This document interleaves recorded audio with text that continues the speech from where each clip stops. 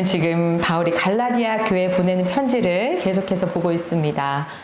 할례, 또 식탁에서 이방인과 함께 밥을 먹는 문제, 이런 겉으로 드러나는 유대인의 징표들을 내세우고 있는 거짓 형제들이 지금 갈라디아 교회에 들어왔어요.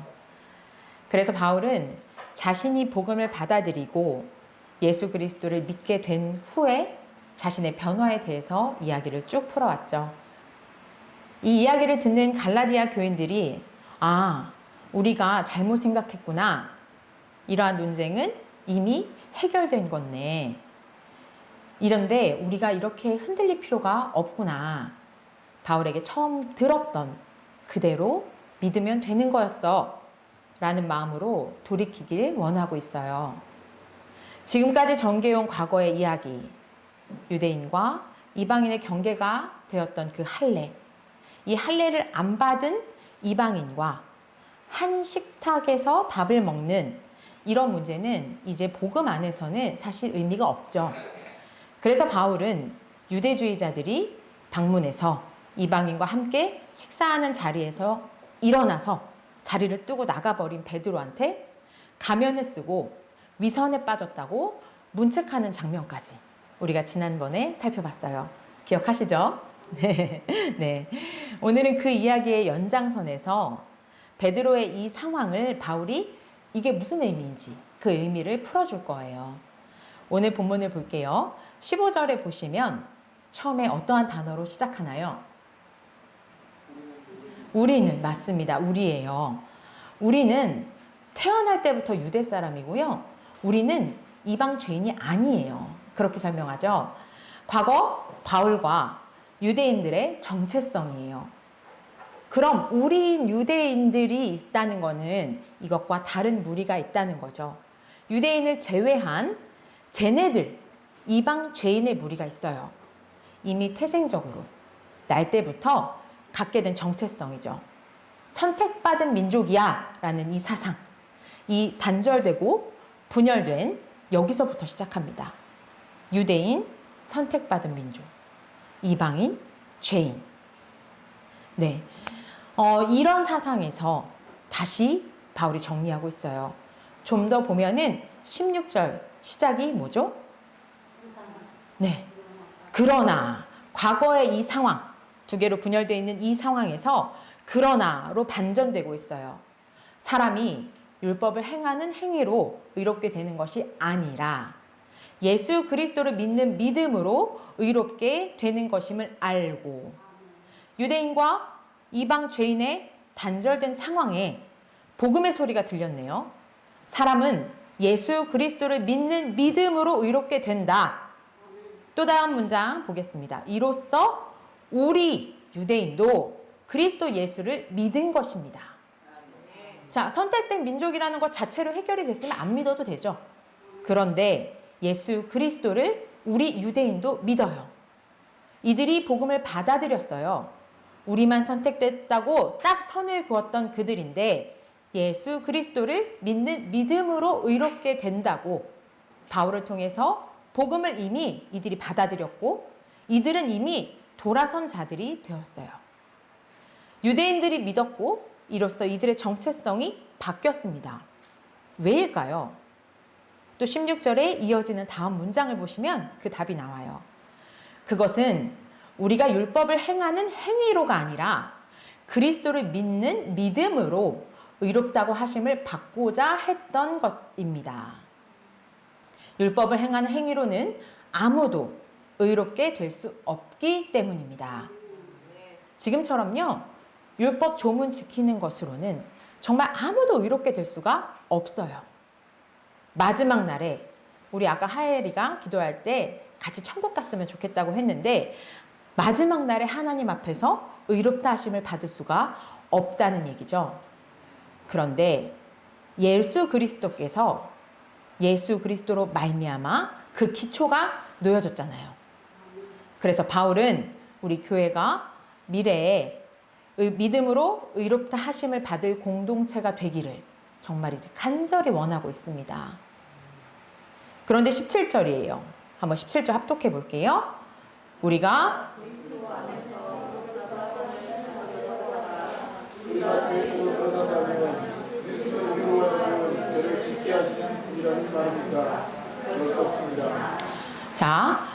우리가 그리스도 안에서 의롭다고 하심을 받으려고 노력하고 또 애쓰고 의롭다 하심을 받으려고 시도하고 그 방향성을 추구하죠. 베드로와 바나바가 이방 죄인과 한식탁을 대한 것도 이런 시도이기도 하죠.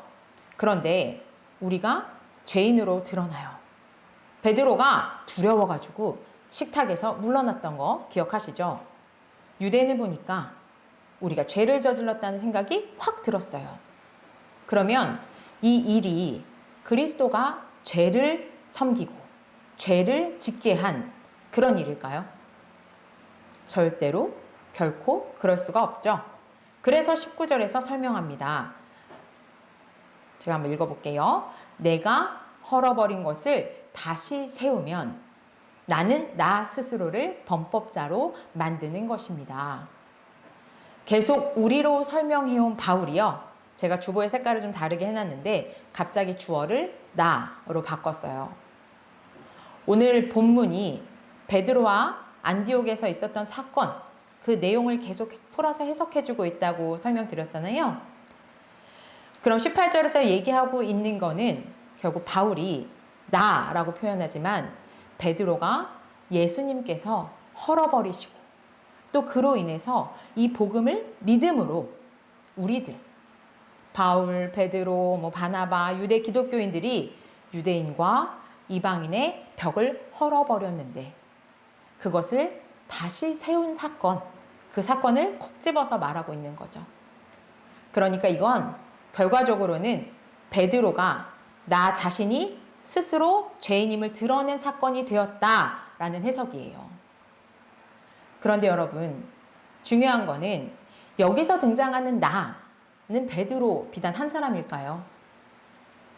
바울이 안디옥 사건을 기록하고 우리들한테 이렇게 해석해주면서 설명하는 그 목적은 베드로 한 사람의 과거의 죄를 폭로하고 베드로에게 수치를 주기 위함이 아니죠.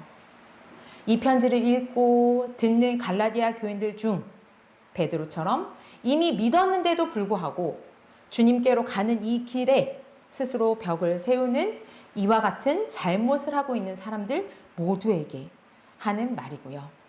또 지금 이 시대에 지금 우리 교회에서 주님께 가는 길이 이미 열려 있는데 거기에 여러 가지 겉으로 드러나는 규정들을 끼워놓고 너는 이래서 안 돼, 너는 안 돼 하고 있는 나까지 우리 모두 또한 다 자신을 죄를 범한 자로 만드는 것임을 보여주는 이야기입니다. 이것을 직접적으로 느껴야 하기에 우리라는 단어로 뭉뚱그려서 설명하고 있지 않고요. 나라고 표현한 것이라고 볼 수 있어요. 그리고 19절에서 21절에는요. 제가 다른 색깔로 표시해놨는데 또 다른 나에 관한 이야기가 나옵니다. 유명한 구절이죠. 좀 길지만 우리 19절 우리 여성 성도님들, 우리 어린이들 아까 찬양 엄청 크게 잘하던데 19절은 우리 여성 성도님들이, 20절은 남성 성도님들이, 21절은 합독하도록 하겠습니다. 나는 율법과의 관계에서는 율법으로 말미암아 죽어버렸습니다. 그것은 내가 하나님과의 관계 안에서 살려고 하는 것입니다. 나는 그리스도와 함께 십자가에 못 박혔습니다.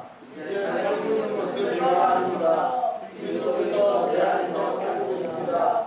내가 지금 육신 안에서 살고 있는 삶은 나를 사랑하셔서 나를 위하여 자기 몸을 내어주신 하나님의 아들을 믿는 믿음 안에서 살아가는 것입니다.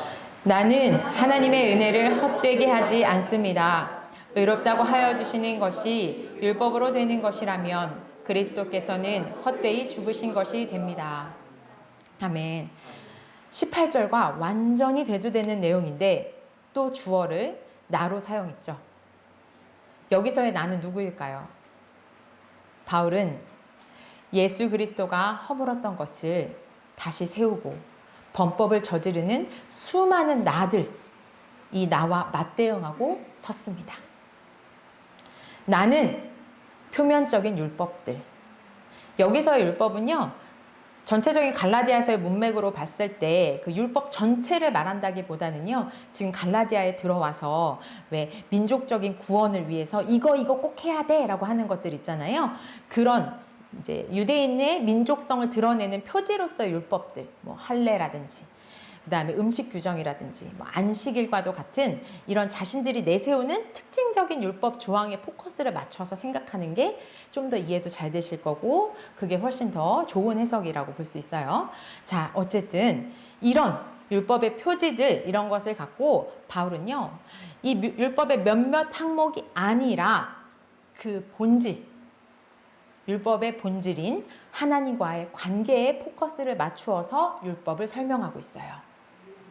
유대인들에게 사실 율법의 진짜 의미는요, 하나님과 우리가 신의 산에서 맺은 언약으로 인해서 언약 백성으로서 하나님과의 관계가 새롭게 정립된 거죠. 그리고 이에 대한 것으로 율법을 수여받은 거잖아요. 바울은 정말로 하나님과의 관계 안에서 살려는 거예요. 이를 위해서 하나님과의 바른 관계, 바울은 율법과의 관계에서는 그래서 율법으로 말미암아 죽어버렸습니다. 계속적인 관계 얘기를 하고 있는데요. 하나님과의 관계를 위해서 율법으로 말미암아 죽었어요. 죽었다고 하는 것은요, 관계의 단절을 얘기합니다. 그래서 바울은요, 율법과의 관계에서 단절되었어요. 자신이 그리스도와 함께, 관계죠. 십자가에 못 박혔다고 말해요. 율법과는 단절되고 그리스도와 함께 십자가에 못 박혔습니다. 여기서 못 박혔다라고 하는 표현은요, 과거에 바울이 못 박혔다라는 뜻이에요. 그런데 그 못 박힌 게요, 지금까지 계속되고 있다는 의미를 담고 있어요. 헬라어 단어로 보면은. 그래서 바울은 그냥 나 옛날에 한번 못 박혔어 이렇게 끝나지 않고, 나 못 박혔어, 그 상태가 계속 지속되고 있다는 뜻입니다. 그렇기 때문에 지금 내가 살고 있는 것도 내가 아닌 거죠. 자신은 못 박혔고 죽었기 때문에 그리스도께서 내 안에서 살고 계신 거예요. 바울은 정말 뼛속까지 신실한 유대인이죠. 율법을 정말 잘 지켰고요. 이를 지키지 않고 여기서 떨어져 나가는 사람들을 핍박할 정도로 율법에 대한 열심이 대단했어요. 그런 그가 예수 그리스도를 만났습니다. 그로 인해서 결국 율법 조문이 아니라 예수 그리스도만이 자신이 원했던 그 하나님과의 관계 안에서 살게 하는구나 라는 것을 깨달았어요. 20절에서 말하는 것처럼 나를 사랑하셔서 나를 위하여 자기 몸을 내어주신 하나님의 아들을 믿는 믿음 안에서 살아갑니다. 주님은 나 바울을 사랑하셔서 바울을 위해서 자기 몸을 내어주셨어요.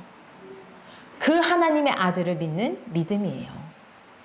17절에서도 잠깐 언급했지만 갈라디아서는 칭의를 이미 의롭게 여김 받았다, 그래서 끝났다 라고 설명하지 않아요.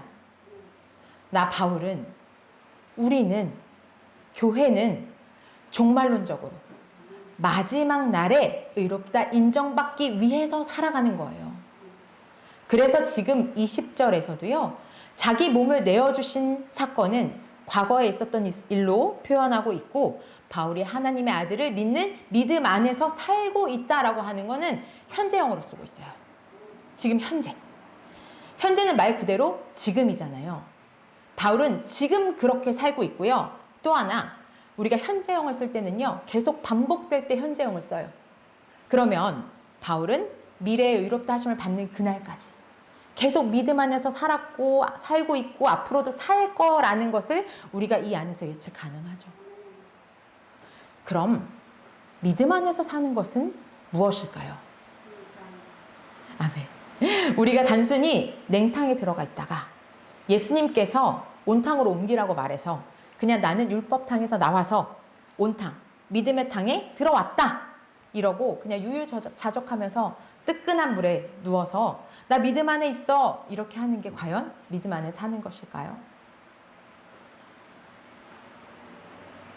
이렇게 생각하는 기독교인들이 생각보다 많은 것 같아요.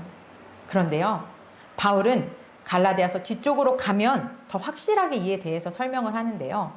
이제는 율법으로 민족적 구원이 이루어지거나 율법의 행위로 구원받는 것이 아니라 성령의 역사로 의를 행하며 살아가는 거예요. 근데 그게 내 힘으로 율법 조문을 지키는 게 아니라 성령의 역사로. 이렇게 의를 지키며 살아감으로써 마지막 날에 의를 얻게 된다라고 설명하고 있어요. 그렇기 때문에 바울은 나는 율법 항목들에 의해서 십자가에 못 박혀 죽고 예수 그리스도가 주의 영이 성령이 내 안에 사신다라고 말하고 있는 거예요. 그리고 이를 믿는 믿음 안에서 살고 있다라고 말하고 있어요. 바울의 이런 삶은요, 21절에 말한 것처럼 왜 그럴까요? 하나님의 은혜를 헛되게 하지 않기 위해서입니다. 의롭다고 하여 주시는 것이 율법으로 되는 것이라면 그리스도께서는 율법으로 의롭게 되는 거면 헛되이 죽으신 거잖아요. 따라서 율법으로 의롭다 여김받고 할례를 통해서 이방인과 식사 자리를 함께하지 않고 선 긋는 이 모든 행동들을 통해서 베드로가 또 갈라디아 교회가 의롭게 되려 하는 것은 모두 예수 그리스도의 죽음을 헛되게 만드는 것입니다. 이것 때문에 바울이 엄청 화가 난 거죠. 사랑하는 성도 여러분, 정리해보면은 오늘 본문의 초반부에는 우리의 정체성에 대한 이야기로 바울이 쭉 이끌어왔어요. 우리 갈라디아 교회는 율법의 행위들의 기초에서 의롭다 인정받을 줄 알았던 그 모든 것들, 이것들을 아니다, 믿음으로 말미암아 의롭게 된다라는 복음을 듣게 됐습니다. 자, 우리 여기 앉아 있으면서 이 말씀을 듣고 있죠. 똑같이 말씀이 떨어지고 있어요. 우리가 같이 듣습니다. 그래서 예수 그리스도를 믿고 살아가요. 그런데 갑자기 율법의 행위들이 없이는 하나님과의 관계 안에서 살 수 없다라는 거짓 복음의 소식이 들려졌어요. 그리고 이에 흔들리고 있습니다. 그런 그들이 지금 다시 바울의 말씀을 듣고 있어요. 십자가를 통해서 예수님께서 헐어버리신 것을 너네가 지금 스스로 다시 세우고 있어. 그들에게 바울은 18절에서 콕 찔렀습니다. 내가 헐어버린 것을 다시 세우면 나는 나 스스로를 범법자로 만드는 것입니다. 나 스스로를 범법자로 만드는 것. 우리로 모여있는 교회에게 이 말씀을 듣는 여러분 각 사람에게 나라는 이름으로 듣기를 촉구하고 있어요. 이 말씀을 듣는 여러분은 화들짝 놀라셔야 합니다. 아, 내가 주님께 가는 뚫린 길에 내가 담을 쌓고 있었구나. 아, 내가 예수님의 죽음을 헛것으로 만들었구나. 지금 우리는 할례를 강요하고 있거나 한 식탁에서 너는 여기 앉지 마 라고 하지는 않죠. 그렇지만 예수님께 나오는 이 모든 영혼들, 믿음의 동료들에게 너는 이래서 안 된다, 너는 뭘 더 해야 한다 강조하고, 또 속으로 정죄하고 미워하고 내가 쟤보다는 좀 더 낫다고 여기고, 이 모든 것들이 다 담을 쌓는 것입니다. 하나님과의 관계를 깨는 거죠. 이 말씀에 내가 범법자임을 깨달아야 합니다. 그리고 나면 바울이 19절부터 말하는 나를 집중하셔야 돼요. 19절부터 바울은 나의 정체성을 고백하죠. 나는 예수 그리스도를 믿음으로 하나님의 은혜 가운데 살 수 있어요. 그래서 나는 그리스도와 함께 십자가에 못 박혀 죽었고요. 그리스도께서 내 안에 살고 계세요. 그래서 거룩한 영으로 말미암아 하나님과의 진정한 관계 안에서 살려는 거고요. 그렇게 매일 살고 있어요. 지금 이 말씀을 듣고 있는 갈라디아 교회는, 또 우리는 이제 18절에 나를 죽이고 또 다른 바울, 또 다른 내가 되어서 19절에서 21절을 고백할 수 있어야 합니다. 이게 우리들 그 안에 있는 나의 정체성이 되어야 해요. 사실 19절에서 21절의 내용은요, 공동의 신앙 고백이에요. 우리를 위해서 자기 몸을 버리셨다. 우리를 사랑하신다. 라는 초대교회의 보편적인 고백을 바울이 자신의 것으로 의도적으로 표현해서요. 이 고백에서 지금 너희들은 떨어져 있어. 라는 것을 알려주려고 깨닫게 하려고 이렇게 나라고 표현하고 있습니다. 여러분, 교회에서 우리라는 이름으로 똑같이 함께 말씀을 듣고 있어서 이것이 다 그냥 나의 고백이고 그리고 그리스도 예수 안에 있는 것 같다는 생각을 하고 계십니까? 주님 앞에 정말이지 단독자로 서셔야 합니다. 그래서 이 고백을 하셔야 돼요. 그런데 이 바울의 고백은요. 18절의 고백이 있어야지만 가능합니다. 내가 잘못했구나. 아, 내가 범법자구나. 내가 이런 존재이구나. 또 이를 위해서 그 앞에 나온 우리에 속해 있어야 해요. 우리가 뭐죠? 우리는 바로 교회입니다. 갈라디아 교회고 우리 새한양 교회예요. 그 속에서 선포되는 예수 그리스도에 관한 말씀을 우선 들어야 됩니다. 처음에는 우리 친구들도 마찬가지일 텐데 이 말씀이 와닿거나 그러지도 않아요. 그렇지만 그 안에 있어야 합니다. 그 안에서 계속 듣다 보면요. 그 안에서 나의 말씀으로 들리는 날이 옵니다. 그러면 나는 죽고 내가 예수로 말미암아 다시 사는 귀한 은혜를 믿게 됩니다. 지금 나의 위치를 확인하시기 바랍니다. 그리고 내가 주님 앞에 담을 쌓으며 주님 앞에 나오려는 저들을 내가 막았음을 심지어 주님 앞에 서려는 나 자신을 막고 있진 않았나 돌이켜 보십시오. 직면하고 고백하시기 바랍니다. 주님, 내가 죄를 저질렀습니다. 내가 범법자, 죄인입니다. 그리고 예수 그리스도께서 온전히 이루시고 하나님께 나아가는 그 길을 열어놓으셔서 우리가 하나님과의 관계에 맺을 수 있음을 믿음으로 고백하세요. 철저히 단독자로 내 안에 사시는 예수 그리스도와 함께 하나님 앞에 서셔서 기도하시기 바랍니다. 사랑하는 성도 여러분, 오늘 설교의 제목을 기억하세요. 우리 안에 있는 나 대 나예요. 아직 이 말씀이 나의 말씀으로 안 들리는 우리에 속한 성도님들은요. 예수 그리스도가 죽으셔서 우리에게 아무 차별도 없이 의롭게 해주신다고 했구나 라는 것을 들으십시오. 그리고 이 말씀이 믿어질 때까지요. 꼭 이 자리를 지키시기 바랍니다. 계속 들으러 나오십시오.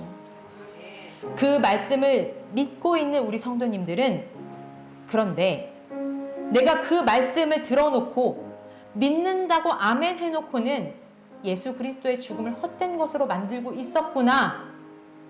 내가 함께하는 저들이 뭐가 부족하다고 내가 정죄하고 저들을 미워했구나.